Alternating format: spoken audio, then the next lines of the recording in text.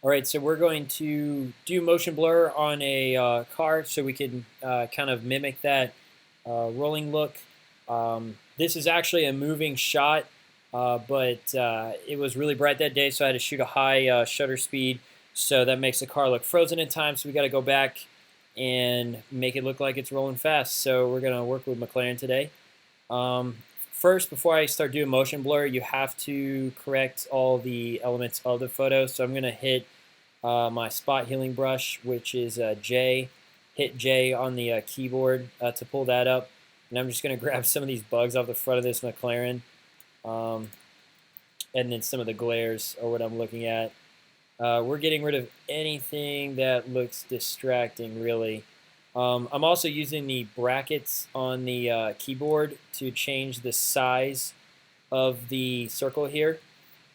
Because if it's if it's too big, it'll tweak too much of the photo.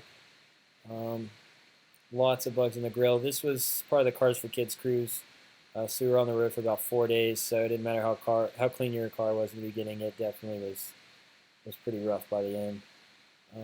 McLaren lights are always tricky because they seem to always blow out no matter what settings I have my camera on. So there's always a lot of work to be done to those. I'm not going to do too much though. We're just trying to keep them under control. So I'm looking for like these little sun spots. It happens when you're shooting with the sun directly above the car. There's no soft light. It's pretty harsh. Grab the registration tag off this guy. His hand is pretty obvious. Not anymore. Grab whatever that tag is. Grab whatever that tag is. Go ahead and take the decal off. I could kind of mute out this whole windshield, but I'm just not going to mess with it because it's going to be a lot of editing. You can make your windshields look clean in one color if you want. Sometimes it comes out really poorly for me, at least. Sometimes it comes out great. Just depends on the lighting. This one has a lot of action in here, so I'm just going to kind of leave his face anonymous. Boom, little heel right on this guy, and all of a sudden you don't know who they are anymore. That'll work. And then just because the light's especially bright here, I'll get rid of that whole section. See how that looks. That's pretty good. We just don't. We're looking for places where the viewer's eye might go. So less distractions. Whatever this glare thing is, that's gone. And you really just get a hang for what this spot healing brush is capable of the more you use it. It's not that hard to use. In hindsight, I might need to clean up some of this, so we'll give this a go, see how that works. You good? So if you do this stuff, if you try to do it after the blur effect, it's usually more complicated, especially on parts outside the car. It's just going to get tricky for you. So I highly recommend just getting your photo exactly how you want it and letting the motion blur be the last step. I've already done the colors and everything else that I want with this photo besides the spot healing, so that's already been taken care of. That's definitely the first step. This windshield could be better, but I'm not too worried about it. For now, that'll work. Let's see here. Any more bugs on the front that I missed? A couple. Oops.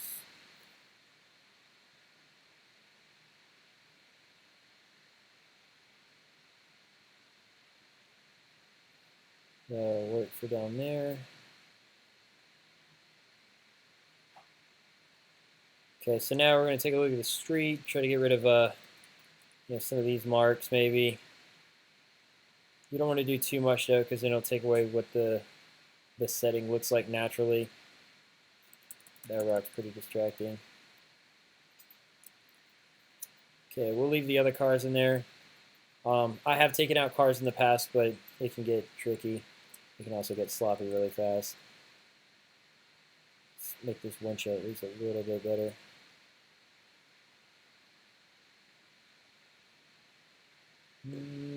Getting there. No, that's probably close enough. Yeah, that'll work. Okay, so the next step, and there's a lot of ways to do this, but this is This is just how I do it. You're going to click on your background layer here, hit Command J to duplicate the layer, hit this little Japanese flag looking thing to add a layer mask. Make sure this guy's selected though. Hit up to filter, click that, look under your blur gallery and hit path blur.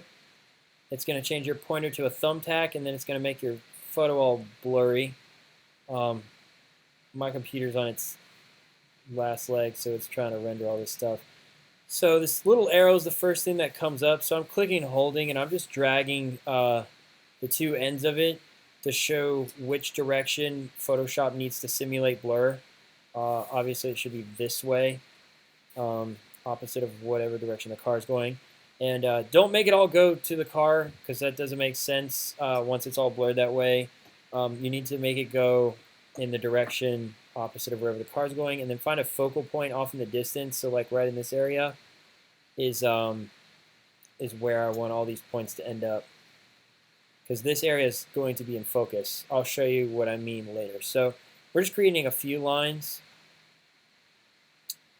Don't be worried if the whole photo is blurred. That's the way it's supposed to be. And I'm double clicking at the end here to release the arrow so I can create a new one. So click and then double click. Actually, this should be rotated a little more. You can click and hold and fix these arrows if they're not right. So that is pretty good right there. You can adjust the speed and the taper. Taper is how kind of far away things are going to look, and then speed is kind of the speed that you're simulating. I'll probably do like maybe 35 for speed. Let's test that out, and then I'll keep taper at 0 for now. Letting this guy render. 35 looks pretty good to me. This area looks a little sloppy. Let me fix that. Just got to make sure these lines are all looking realistic.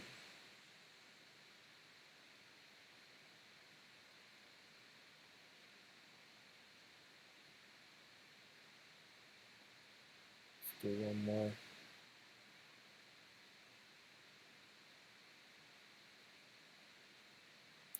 I'd say that looks pretty good. So once this updates and it shows me what we're looking like, only one more step. So we hit OK to lock in our blur.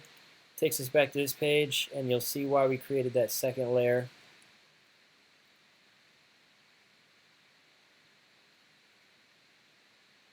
Running a lot of programs.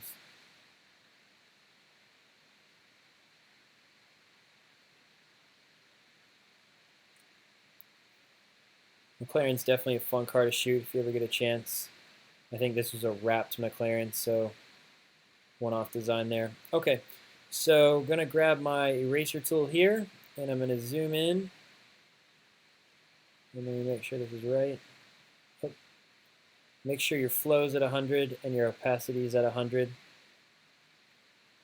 There we go. So now what we're doing is we're erasing that blur effect wherever it shouldn't be. So I'm going to start on the inside of the car and work my way out. We'll zoom in just a second.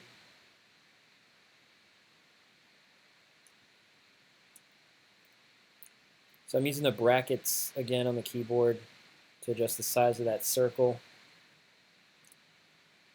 Now there's a way to do this where if you create like another layer, do something, you can color back the blur effect if you get too close to the road. I didn't do it that way. I just hit undo if I get too close to the road.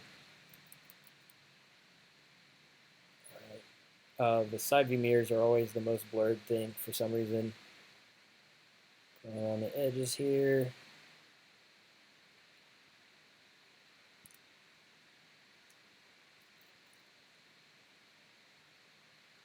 Almost got it. Yeah, definitely could have done better on the windshield, but you know what, who cares?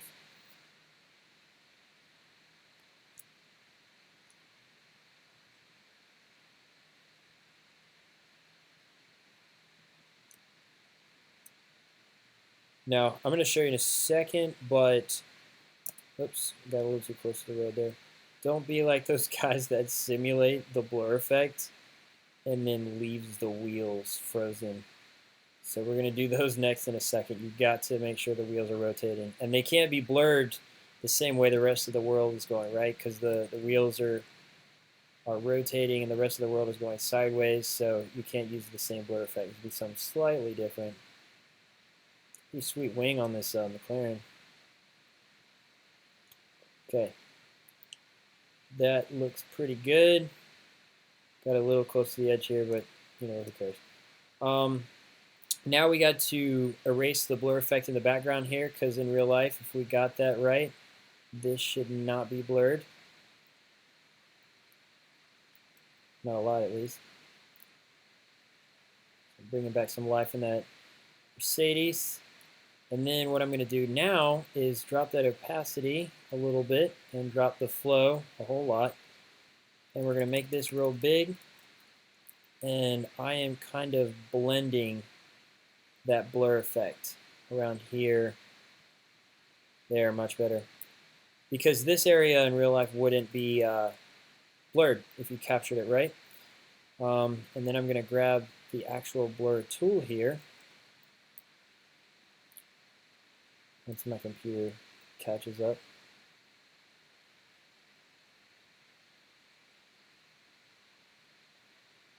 There we go. The blur tool, and I'm just going to run it along this path to kind of blend that effect that we just did. This is different than the blur that we just did. This is literally making it blurrier, not adding motion blur. It's different. Okay, so I'm going to save that. Make sure we get our progress saved before I do the last step, which is the wheels. So I'm going to go and duplicate this layer again. So we have another copy and another mask. And then I'm going to hit select, oops, sorry, filter, blur gallery, path blur again. Back to this familiar screen.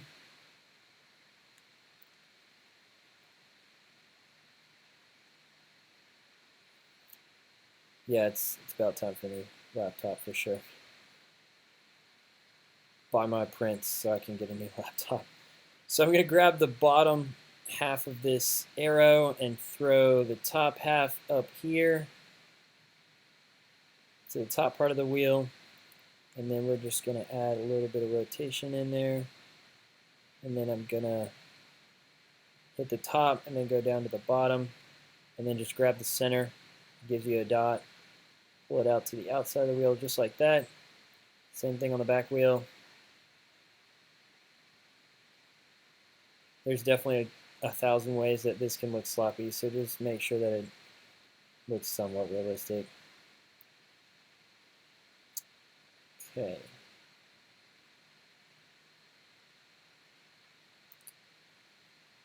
So I'm going to keep speed around 50, and I'm going to keep taper at 0.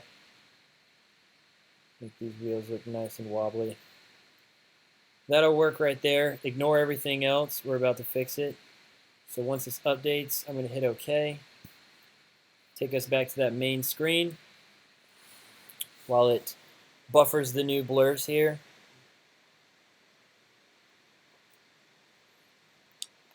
Yeah, so while this blurs, if anybody wants prints of this McLaren, I'm probably going to touch it up a little more and then throw it up on the print store. There are definitely other McLarens up there, including Stradmans and a couple others. Okay, cool. So go back to the eraser, and now we're going to erase everything. Make sure that, let's see, let's throw this guy. Let's make sure it doesn't erase my blur here too. It appears that it's not. So I want to make sure it erases just the blur that's doing the rotation, not the blur on the car. Okay. Bump over our opacity and our flow real quick because that's a work. All right, perfect. So got this one selected right here, this layer, and we're just going to erase everything that's rotating. So basically, the whole picture except for the wheels needs to be erased.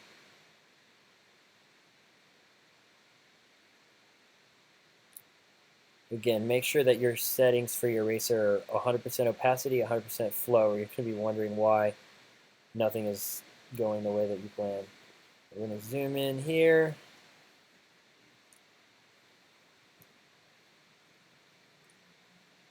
That back wheel could be done a little bit nicer, but just for the sake of making the tutorial short, I'm just going to leave it. Knocking down the size of this this tool. Just going around the wheel. When we get too close, we want that motion blur in there.